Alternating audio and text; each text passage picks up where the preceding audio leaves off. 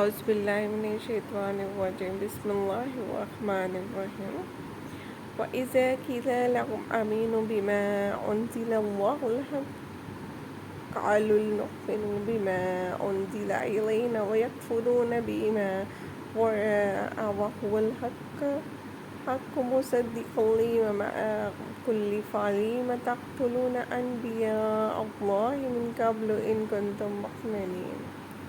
اور جب ان سے کہا جاتا ہے کہ جو کتاب اللہ نے نازل فرمائی اس کو مانو، تو کہتے ہیں کہ جو کتاب ہم پر پہلے نازل ہو چکی ہے ہم تو اسی کو مانتے ہیں، یعنی یہ اس کے سوا کسی اور کتاب کو نہیں مانتے، حالانکہ وہ سراسر سچی ہے، اور جو ان کی آسمانی کتاب ہے اس کی بھی تصدیق کرتے ہیں۔